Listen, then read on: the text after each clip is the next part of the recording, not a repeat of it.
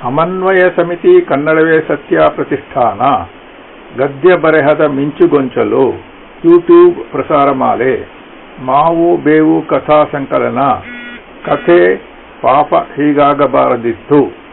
ಲೇಖಕಿ ಶ್ರೀಮತಿ ನಾಗರತ್ನ ಚಂದ್ರಶೇಖರ. ಧ್ವನಿ ಪ್ರಸ್ತುತಿ ಹಾಗೂ ವಿಡಿಯೋ ಸಂಸ್ಕರಣ ಗುರುಪ್ರಸಾದ್ ಹಾಲ್ಕುರಿಕೆ. ಶ್ರೀಮತಿ ನಾಗರತ್ನ ಚಂದ್ರಶೇಖರ್ ಅವರ ಮಾವು ಬೇವು ಕಥಾ ಸಂಕಲನದಿಂದ ಪಾಪ ಹೀಗಾಗಬಾರದಿತ್ತು ಎಂಬ ಕಥೆಯನ್ನು ನಾನು ಅಂದರೆ ಗುರುಪ್ರಸಾದ್ ಹಾಲ್ಕುರಿಕೆ ಇಂದು ಪ್ರಸ್ತುತಪಡಿಸುತ್ತಿದ್ದೇನೆ. ಆ ಕಡೆಯಿಂದ ಫೋನಿನಲ್ಲಿ ಯಾರು ಏನು ಹೇಳುತ್ತಿದ್ದರೋ ತಿಳಿಯದು. ನನ್ನ ಹೆಂಡತಿಯಂತೂ ತಡೆಯಲಾರದ ಉದ್ವೇಗ ವೇದನೆಯಿಂದ ಮಧ್ಯೆ ಮಧ್ಯೆ ಅಯ್ಯೋ ಪಾಪ ಹೀಗಾಗಬಾರದಿತ್ತು ಎಂದು ಪದೇ ಪದೇ ಹೇಳುತ್ತಲೇ ಇದ್ದಳು. ಕಾದಿದ್ದೇ ಬಂತು. 15 ನಿಮಿಷಗಳ ನಂತರವಷ್ಟೇ ಅವಳು ಫೋನನ್ನು ಕೆಳಗಿಟ್ಟದ್ದು. ನಂತರದ ವರದಿಯ ಸಾರಾಂಶವೆಂದರೆ, ನಮ್ಮಿಬ್ಬರಿಗೂ ಪರಿಚಿತರಾಗಿದ್ದ ಹಾಗೂ ಅವಳ ದೂರ ಸಂಬಂಧಿ ದಂಪತಿಗಳಿಗೆ ಆಗಿದ್ದ ಆಕ್ಸಿಡೆಂಟ್. ಮಧ್ಯ ವಯಸ್ಸಿನಲ್ಲಿದ್ದ ಅವರಿಬ್ಬರೂ ಸ್ಕೂಟರ್ನಲ್ಲೇ ನಗರ ಸಂಚಾರಕ್ಕೆ ಹೊರಡುತ್ತಿದ್ದುದು.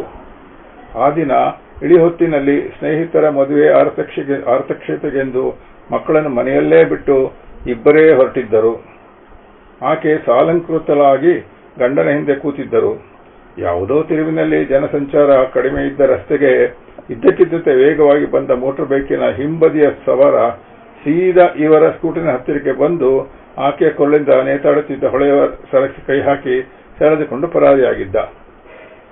ಸರ ಎಳೆದ ರಭಸಕ್ಕೆ ಆಯ ತಪ್ಪಿ ಕೆಳಕ್ಕೆ ಬಿದ್ದ ಆಕೆಯ ತಲೆ ರಸ್ತೆ ಬದಿಯ ಕಲ್ಲಿಗೆ ತಗುಲಿ ಪ್ರಜ್ಞೆ ತಪ್ಪಿದ್ದರು. ಸುದ್ದಿ ನಿಮಿಷಾರ್ಧದಲ್ಲಿ ಬ್ರೇಕಿಂಗ್ ನ್ಯೂಸ್ ಆಯಿತು. ಎಲ್ಲಾ ಟಿವಿ ವಾಹಿನಿಗಳು ಮಹಿಳಾ ಮಂಡಲದ ಸದಸ್ಯರು ಶಾಂತಳ ಅಪಘಾತದ ಸುದ್ದಿ ಪ್ರಸಾರವನ್ನು ಬೇಕಾದವರಿಗೆ ಬೇಡವಾದವರಿಗೆಲ್ಲ ತಲುಪಿಸಿಯೂ ಆಗಿತ್ತು. 2 ಚಿಕ್ಕ ಮಕ್ಕಳು ಮನೆಯಲ್ಲಿ. ಹೆಲ್ಮೆಟ್ ಧರಿಸಿದ್ದರಿಂದ ಸ್ಕೂಟರಿಂದ ಬಿದ್ದರೂ ಶಾಂತಳ ಗಂಡ ಯಾವುದೇ ಪೆಟ್ಟಿಲ್ಲದೆ ಪಾರಾದದು ಅದೃಷ್ಟ. ಸಮೀಪದ ನರ್ಸಿಂಗ್ ಹೋಂನಲ್ಲಿ ಜ್ಞಾನ ತಪ್ಪಿದ್ದ ಶಾಂತಳನ್ನು ನೋಡಲು ದಂಡು ಜನರೇನೋ ಬರಲು ಪ್ರಾರಂಭಿಸಿಯಾಗಿತ್ತು. ಅವರಿಗೆಲ್ಲ ನಡೆದ ಸಂಗತಿಯನ್ನು ಸವಿವರವಾಗಿ ಹೇಳಿ ರಾಜಣ್ಣ ಸುಸ್ತು. ಒಗ್ಗರಣೆಯಂತೆ ಪೊಲೀಸರು ಒಕ್ಕರಿಸಿದ್ದಾರಾಯಿತು. ಹೇಳಿ ಕೇಳಿ ಕಳ್ಳತನ, ಸರಗಳ್ಳತನದ ಕೇಸು. ಇದರ ಮಧ್ಯೆ ಫೋನಿನಲ್ಲಿ ಹಿತಚಿಂತಕರ ಪ್ರಶ್ನೆಗಳು. ಈ ಫೋನ್ ಕಂಡುಹಿಡಿದವನಿಗೆ ರಾಜಣ್ಣ ಆ ಕ್ಷಣಗಳಲ್ಲಿ ಹಿಡಿಶಾಪ ಹಾಕಿದ್ದರು. ಪೊಲೀಸರ ಎಡೆಬಿಡದ ಪ್ರಶ್ನೆಗಳಿಗೆ ಸುರಿಮಳೆಗೆ ರಾಜಣ್ಣ ಉತ್ತರ ಕೊಡಲು ತಡವರಿಸುತ್ತಿದ್ದರು. ಹೆಂಡತಿಯ ಚಿನ್ನದ ಸರದ ಡಿಸೈನು, ತೂಕ, ಬೆಲೆ ಇದರ ತಲೆಬುಡವೇ ಅವರಿಗೆ ಗೊತ್ತಿರಲಿಲ್ಲ. ಅಸಲಿ ಆ ಸರವನ್ನು ಅವರೆಂದೂ ಅವಳಿಗೆ ಮಾಡಿಸಿಕೊಟ್ಟಿರಲಿಲ್ಲ. ಈ ಹೆಂಗಸರಿಗೆ ಚಿನ್ನದ ವ್ಯಾಮೋಹ ಅದೆಷ್ಟು ಇರುತ್ತದೆ ಎಂದರೆ, ಯಾರಿಂದಲಾದರೂ ಕಡ ತಂದು ಹಾಕಿಕೊಂಡು ಮರೆದಾಡುವುದಕ್ಕೂ ಸೈ. ಸದ್ಯಕ್ಕೆ ಶಾಂತಳ ತಲೆಗೆ ಬ್ಯಾಂಡೇಜ್ ಹಾಕಿ ನಿದ್ರೆ ಮಾತ್ರ ಕೊಟ್ಟಿದ್ದಾರೆ. ಎದ್ದ ಮೇಲೆ ಅವಳು ಕಳಕೊಂಡ ಸರದ ರಾಮಾಯಣ ಬೇರೆ ಶುರುವಾಗುತ್ತೆ. ಆಸ್ಪತ್ರೆಯಲ್ಲಿ ಶಾಂತಳನ್ನು ಮಾತಾಡಿಸಲು ಹಲವರು ತುದಿಗಾಲಲ್ಲಿ ನಿಂತಿದ್ದರು.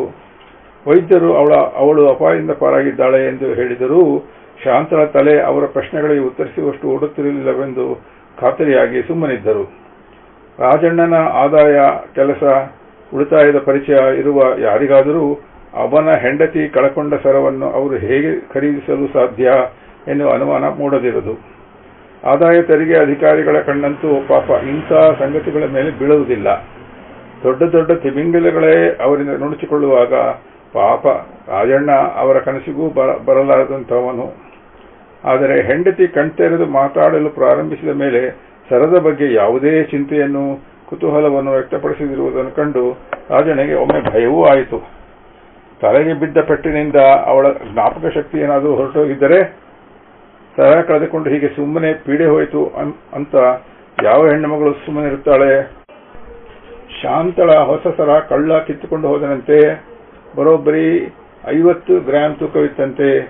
ಅಯ್ಯೋ, ಆ ದಪ್ಪ ಸರನ ಎಳೆಯೋ ರಭಸಕ್ಕೆ ಅವಳು ಕೆಳಗೆ ಬಿದ್ದು ತಲೆ ಒಡೆದುಕೊಂಡದ್ದು.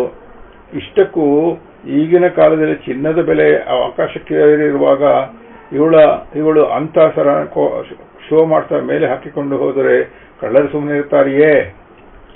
ಅಯ್ಯೋ, ಶಾಂತಾಗಿಲ್ಲ ಅಷ್ಟೊಂದು ಶ್ರೀಮಂತಿಕೆರಿ. ನಾವು ನೋಡಿಲ್ಲವೇ?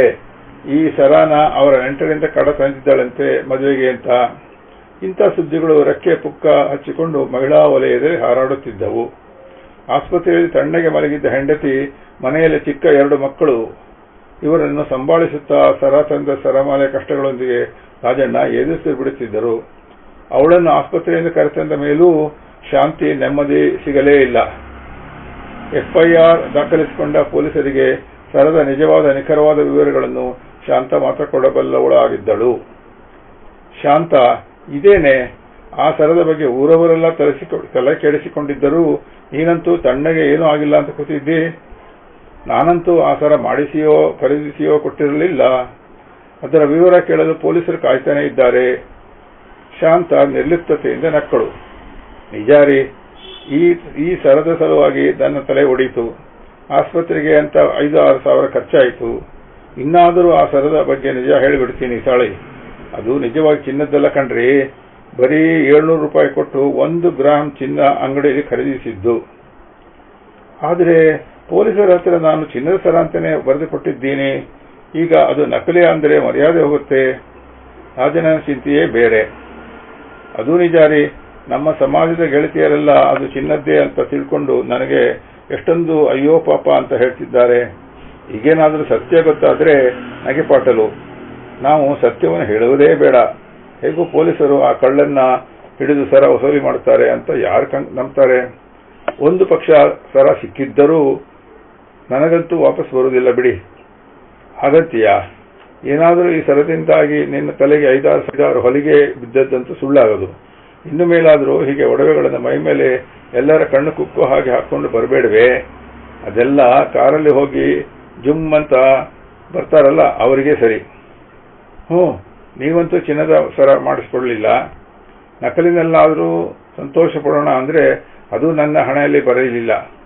ಹೋಗ್ಲಿ, ಟಿವಿನಲ್ಲಿ ಪೇಪರ್ನಾಗೆ ಬಿಸಿ ಬಿಸಿ ಸುದ್ದಿನಾದರೂ ನನ್ನ ಹೆಸರಲ್ಲಿ ಬಂತಲ್ಲ ಬಿಡಿ.